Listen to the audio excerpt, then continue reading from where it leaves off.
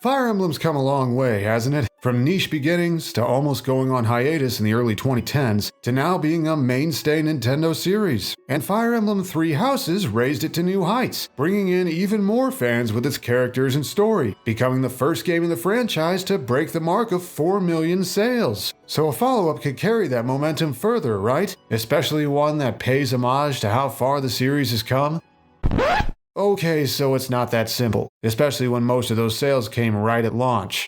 While Engage hasn't flopped by any means, it hasn't managed to draw players in the same way. But why is that? Let's zoom in closer to figure out why Engage has been such a source of growing pains for Fire Emblem, from the first impressions it left, to the missteps in its marketing, to all the little things that could have been handled better. I want to make this a more constructive discussion. There are enough YouTubers who just bash things the bandwagons don't like. This is a nuanced topic that deserves a nuanced analysis. Oh, and fair warning, some story spoilers will come up out of necessity. So, what went wrong with Fire Emblem Engage? Let's begin by comparing beginnings. Three Houses starts with the climax of an ancient war's dramatic final battle, as the two factions' leaders fight a duel to the death, ending with an act of surprisingly raw violence from the person you wouldn't expect it from. Cut to the present day, where you step into the role of an experienced yet sheltered mercenary who springs into action to protect three teenagers from a gang of bandits, where a near-death experience introduces a strange figure and awakens the power to rewind time by short amounts. Turns out said teenagers are the heirs to their respective nations, and one montage later, you're offered a job as a tactics teacher at the continent's most prestigious military academy. Get to know the students and pick which house you want to lead. Meanwhile, Engage opens with a cut and dry, though still pretty cool, scene of multiple characters summoning the winners of the first Choose Your Legends poll to help fight off a horde of undead. Then a brief showdown against a very obviously evil overlord, and after that... The Divine Dragon is finally away! The Divine One said our names! I think I'm going to faint! So here's the thing. I'm not gonna go on some stupid rant saying, lighthearted anime bad, dark edgy story good. That's not inherently the problem here. On the contrary, as someone who's been into Fire Emblem for a long time, Engage's aesthetics and tone are kind of refreshing as a one-time thing. The fact that Fire Emblem can handle such different visual styles is a testament to how strong the core strategy RPG gameplay truly is. But put yourself in the shoes of someone who just got into the series because of Three Houses. Its deep world building, its multiple story paths with complex antagonists, its willingness to use fantastical elements to explore the uglier side of humanity and ask what it would take to change such a world for the better, and especially the way it places you, through Byleth, into the role of a mentor and gets you emotionally invested in the well-being of your students. It resonated with a lot of newcomers, and many of them went on to hope the next game would at least carry over some of that. Then Engage came along, and it was such a drastic shift in tone that all of the people who had just become Fire Emblem fans went, maybe not this one. This is admittedly anecdotal, but I remember talking with so many people who found out about the plot lined with cliches and characters sporting very loud designs and personalities, and they opted to just sit things out this time.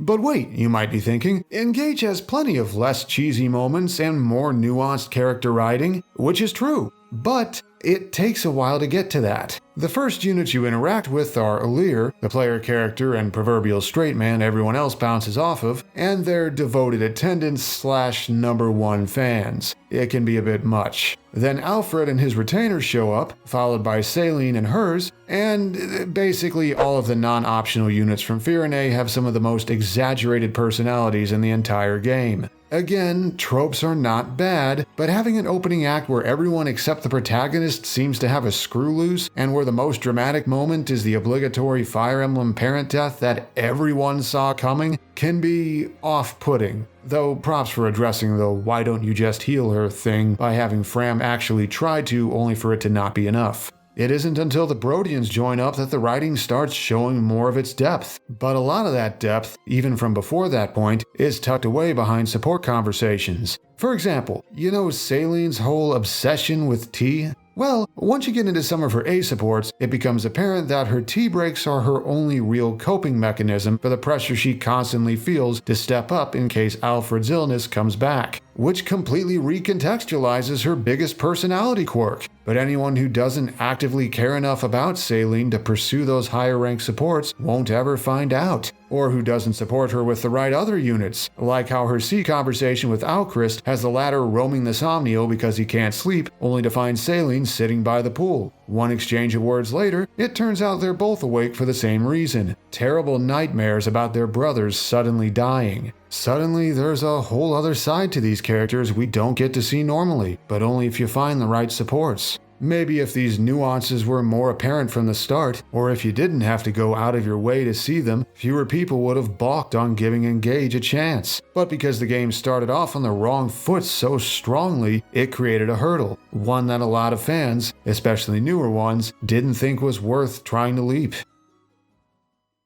But Engage ran into other pitfalls, including some outside the game itself. Let's compare marketing cycles next. Three Houses was first unveiled at E3 in June 2018, eventually releasing at the end of July 2019, a full 13.5 months to build up attention. This was somewhat longer than the usual 6 to 10 month advance for Nintendo's marquee titles nowadays, and the big hook came when the E3 2019 trailer revealed the existence of the 5-year time skip. But the longer run of marketing gave the game plenty of time to simmer in fans' minds, allowing the later trailers to convince a larger crowd to give it a chance.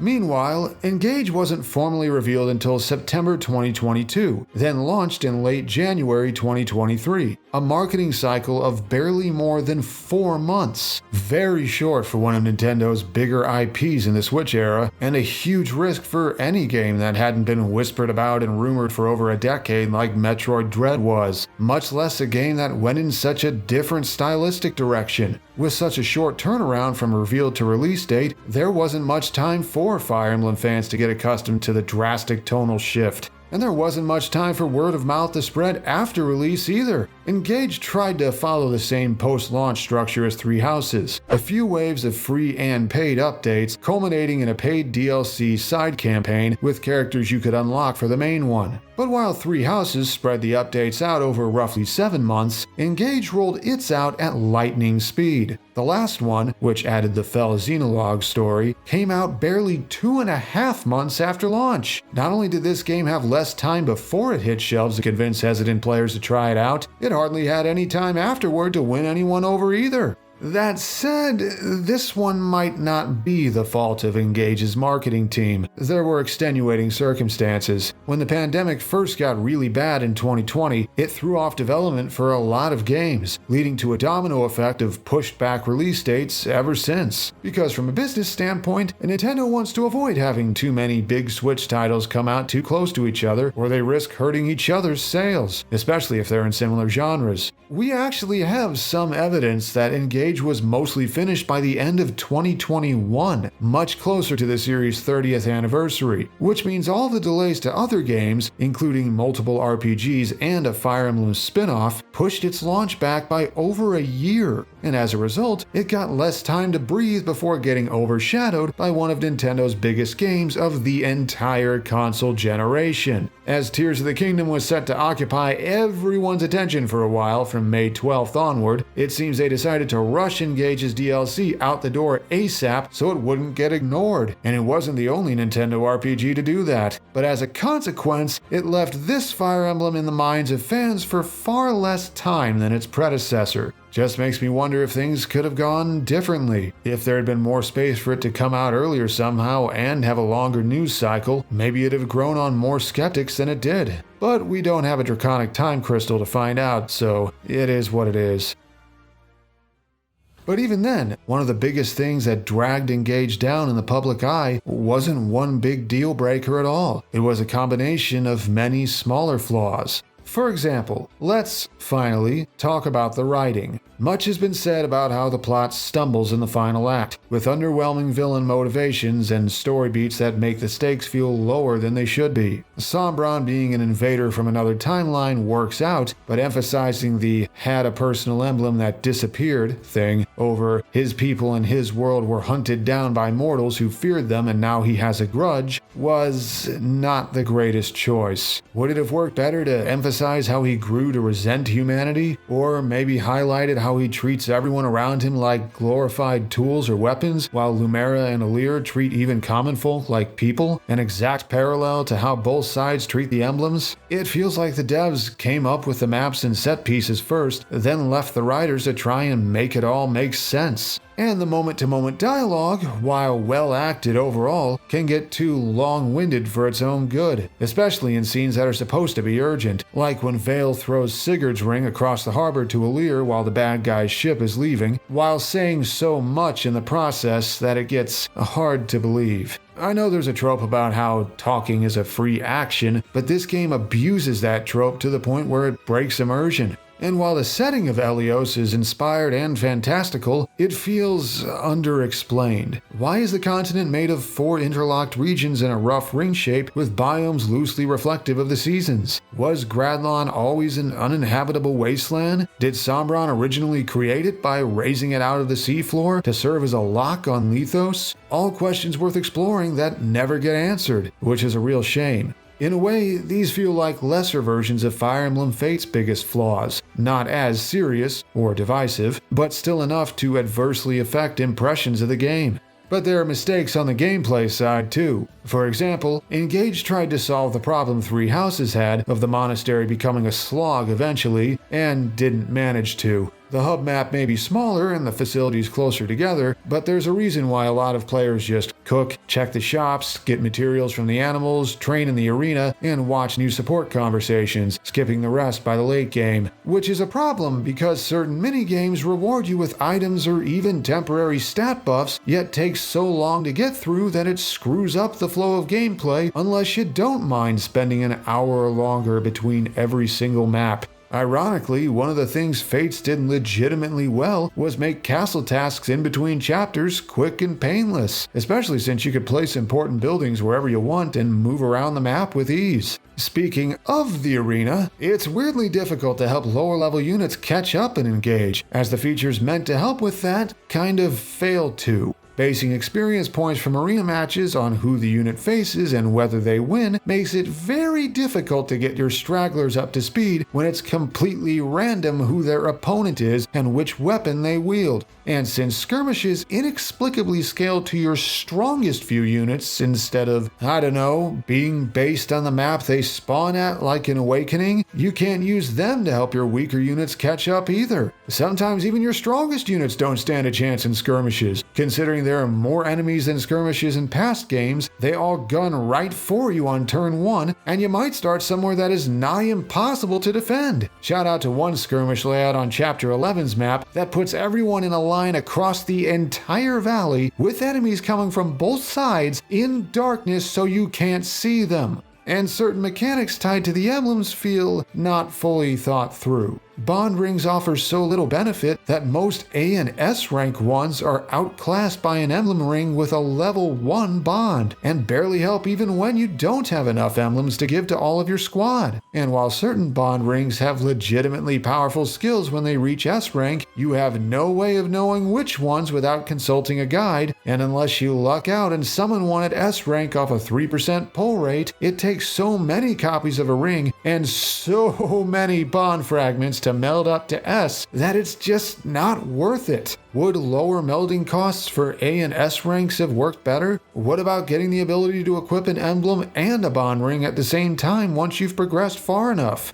And there's a whole mechanic for augmenting the emblem's weapons that hardly gets any use because you have to repeatedly grind the out-of-the-way Tower of Trials maps for them. In other words, even more of a time sink between chapters and paralogs. I've seen speculation that this was meant to function like a post-game, but then why unlock all of these features around mid-game before you're equipped to do much with it? And that ties into Engage's biggest glaring absence, something I only bring up because it feels like it was meant to be here but somehow isn't. A New Game Plus feature. It legitimately feels like certain features were designed with its existence in mind. Units are capable of all these different loadouts by inheriting skills from emblems, yet you gain so little SP at a time, even if you have a bond ring equipped, that it feels like something you're meant to do across multiple playthroughs, slowly making your units into bigger and bigger game breakers. Though the fact that units you recruit later come with so much more SP than what early game units can get on their own makes me wonder if they lowered the rates late in development and overdid it. It also explained the donation system, and how you can't possibly earn enough money to actually get all 4 nations to the highest donation level and obtain S-rank weapons you can't get any other way in a single playthrough, much less do so while affording weapons and items to keep your army in fighting shape. This seriously feels like something that was supposed to carry over into extra playthroughs so you could build donation levels up even further and reap extra rewards. Seriously, just look at how much 3 Houses gained from its New Game Plus. Not only does it let players who beat the campaign do a victory lap, it takes the limiters off and lets you break canon and experiment with overpowered crest builds that aren't possible normally. You'd think Engage and its higher level of zaniness would be perfect for something like that, right? Which is why I legitimately thought New Game Plus was gonna show up in a post-launch update like it did for 3 Houses, but it never came. Which makes this, along with so much else, one more thing about Engage that just feels like it's missing.